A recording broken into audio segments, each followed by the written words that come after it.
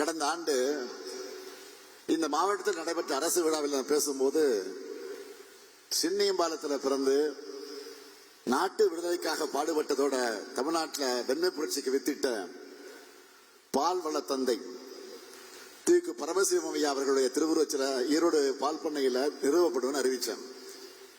விவசாய குடும்பங்களோட வருவாயை உயர்த்த, பால் விநியோக முறையை நவீனப்படுத்த அர்ப்பணிப்போடு செயல்பட்டவர் அவர். தமிழ்நாடு அரசின் ஆவின் நிறுவனம், கூட்டுறவு பால் சங்கங்கள், பால் செயலாக்க கட்டமைப்புகள் எல்லாமே அவர் விதைச்ச விதையின் விளைச்சல் தான்.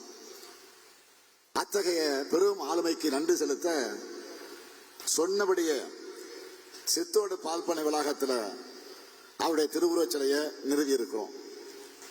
தன்னை மேற்கு மண்டலத்துக்காரன் சொல்லிக்கக்கூடிய எதிர்க்கட்சி தலைவர் திரு பழனிசாமி இந்த மண்டலத்துக்கு இது போன்ற செயல்களை செஞ்சாரா அப்படின்னு நான் கேட்க விரும்புறேன். இல்ல, அவர் செஞ்சதெல்லாம் என்ன? வெறும் துரோகம்தான். பச்சை துண்டை போட்டுக்கொண்டு தமிழ்நாட்டு விவசாயிகளுக்கு பழனிசாமி அவர்கள் பச்சை துரோகம் செய்தார்னு நான் சொன்னதும் அவருக்கு கோபம் பொத்துக்கிட்டு வந்துச்சு. சொல்றாரு, நான் ஒரு விவசாயி, இப்பவும் விவசாயம் செய்யறேன்னு சொல்றார் பழனிசாமி. அவர் ஒரு துரோகி, இப்பவும் தொடர்ந்து துரோகத்தை செஞ்சிட்டு இருக்காருன்னு தான் சொல்லிக்கலாமே தவிர அவரை விவசாயின்னு சொல்றது உண்மையான உழவர் பெருமக்களை அவமானப்படுத்துறது சமமாயிடும். நெல் கொள்முதல்ல ஈரப்பதம் தளவு தொடர்பான தமிழ்நாட்டின் கோரிக்கையை ஒன்றிய பாஜக அரசு நிராகரிச்சுட்டாங்க. பழனிசாமி அவர்கள் உண்மையான விவசாயம் இருந்தா என்ன செய்யணும்? என்ன செஞ்சிருக்கணும்? மோடி அவர்களே, பிரதமர் அவர்களே, மோடி அவர்களே, தமிழ்நாட்டின் கோரிக்கை ஏற்கணும்.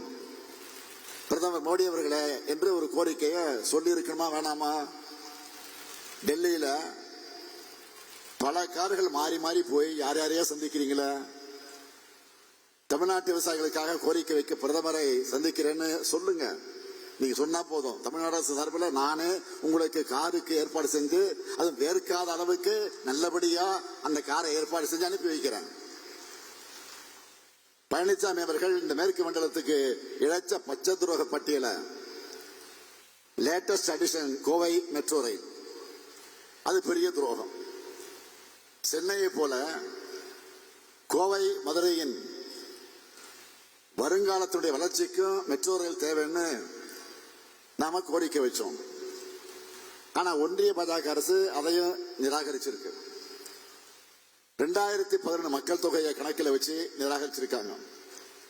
இப்போ 2025 ஆண்டு சென்சஸ் எடுத்தா 20 லட்சத்துக்கு அதிகமாக இருக்கும். இன்னும் சொன்னா இந்த திட்டத்துக்கு நிதி ஒதுக்கி திட்டத்தை நிறைவேற்றி முடிக்கும் போது 2035 ஆண்டு ஆகியிருக்கும். வட மாநிலத்தில் 20 லட்சத்துக்கும் குறைவான மக்கள் தொகை கொண்ட நகரங்கள் எல்லாம் மெட்ரோ திட்டத்துக்கு ஒப்புதல் கொடுத்திருக்கிறாங்க. தமிழ்நாடு மட்டும் கம்பி கட்டுற கதையெல்லாம் சொல்றாங்க. பாஜகவுக்கு வாக்களித்த தமிழ்நாடு எதை கேட்டாலும் தரக்கூடாது என்ற முடிவோடு இருக்கு பாஜக. அதிமுக ஆட்சிக்கு வந்தா கோவைக்கு மெட்ரோ கொண்டு வருவோம்னு பழனிசாமி சொல்லி இருக்கிறார். அதே போல பாஜக சார்ந்த உறுப்பினர், கோவை சட்டமன்ற உறுப்பினராக இருக்கிறாரு, பாஜகவை சேர்ந்த உறுப்பினர், யாருன்னு தெரியும் உங்களுக்கு? அவர் இதே கருத்தை சொல்லி இருக்கிறார். அப்படின்னா திமுக ஆட்சியில் இருக்கும் என்ற ஒரே காரணத்தால் தான் கோவை மதுரை மக்களை பாஜக பழி வாங்குறது ஒப்புதல் வாக்கு மூலமே கொடுத்திருக்கிறாங்க. இப்படியெல்லாம் தமிழ்நாட்டுக்கும் கொடுக்கக்கூடிய குடைச்சல் போதாதுன்னு தமிழ்நாட்டோட வளர்ச்சியை நிரந்தரமா கெடுக்கணும்னு இன்னைக்கு ஒருத்தர் இருக்கார். அவர் யாரும் தெரியும்? ஆளுநர், மாண்புமிகு ஆளுநர். அவரை பாஜக நியமிச்சிருக்கிறாங்க. சமீபத்தில் பேட்டி அளிச்சிருக்கிறாரு. 2 நாளைக்கு முன்னாடி பேட்டி கொடுத்திருக்கிறாரு. என்ன, தமிழ்நாட்டுக்கு சேவையாற்ற அவர் வந்திருக்கிறதா? இதை சொன்னதை கேட்டால் நமக்கெல்லாம் சிரிப்பு தான் வந்துச்சு. தமிழ்நாட்டில் பாதுகாப்பு பிரச்சனைகள் இருக்கான். தீவிரவாத போக்கு நிலவும் கூடிய மாநிலமாக தமிழ்நாடு இருக்கான். தமிழ் மொழி வளர்ச்சிக்காக இங்க எதுவும் நடக்கலையாம். எல்லாரும் ஆங்கிலம் படிக்கிறாங்களாம். இப்படி எல்லாம் அவதூறு ஆற்றாம கலந்து புலம்பி இருக்கிறார் ஆளுநர்.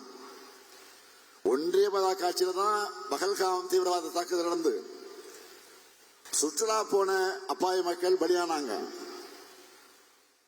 ஒன்றிய பாஜக ஆட்சியில தான் டெல்லி செங்கோட்டை கிட்ட குண்டு வெடிப்பு நடந்து அங்க மக்கள் பல பேர் பலியானாங்க. பாஜக ஆட்சியில தான் மணிப்பூர் 10 இன்னைக்கு எரிஞ்சுக்கிட்டு இருக்கு. தீவிரவாத தாக்குதல்ல மக்கள் பலியாகிறத தடுக்க முடியாத பாஜக ஆட்சியை புகழ்ந்து பேசி இருக்கக்கூடிய ஆளுநர் அவர்கள் அமைதி பூங்காவாக இருக்கக்கூடிய தமிழ்நாட்டை தீவிரவாத மாநிலம் திமிரெடுத்து பேசி இருக்கிறார்.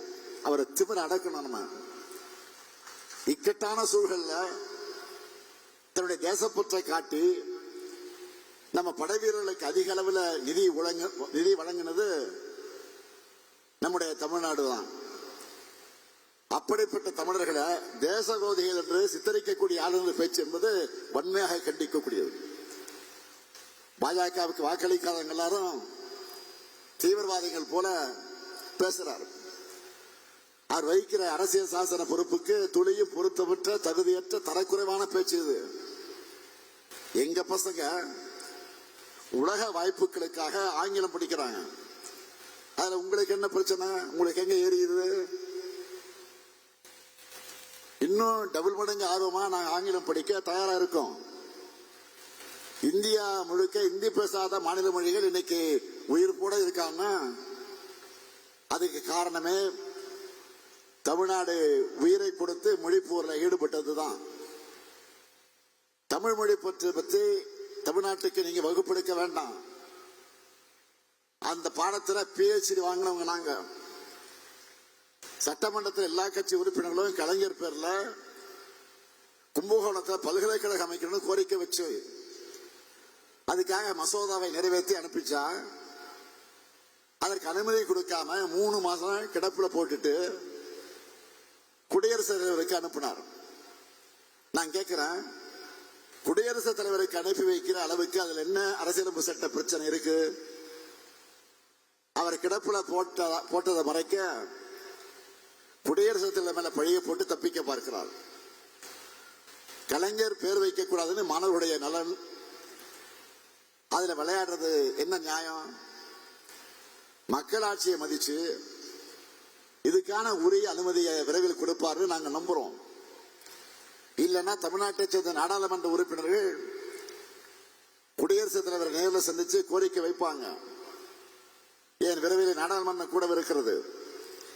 அந்த நாடாளுமன்றத்தில் குரல் எழுப்புவாங்க. ஆனா ஒண்ணு, ஆளுநர் ரவி அவர்களே, நீங்க இப்படித்தான் தொடர்ந்து பேசணும். உங்களுடைய தமிழ் வெறுப்பை தொடர்ந்து வெளிப்படுத்தணும். நீங்க பேசத்தான் எங்களுடைய வேலையும் ஈஸியாகும்.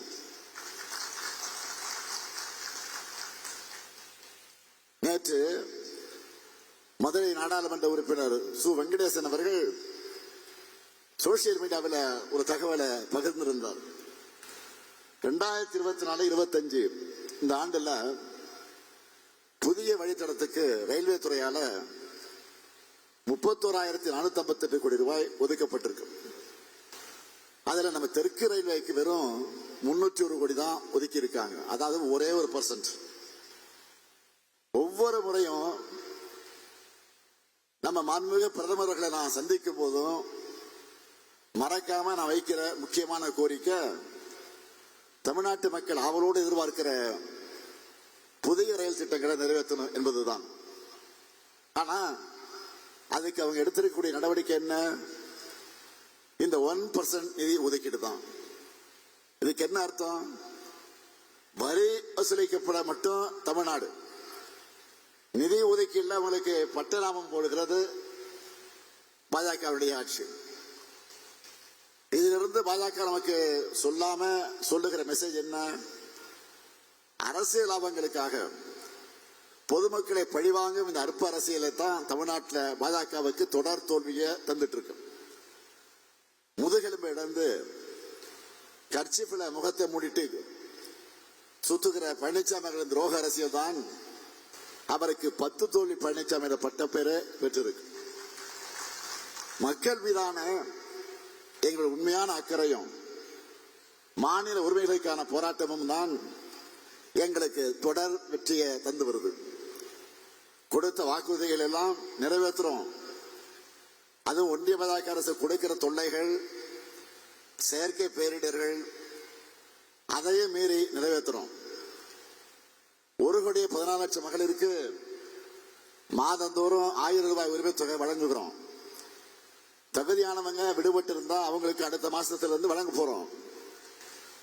அடுத்து அமைய போகிற திராவிட மாடல் ஆட்சி தான் இந்த சாதனை சரித்திரத்தை தொடரத்தான் போகுது.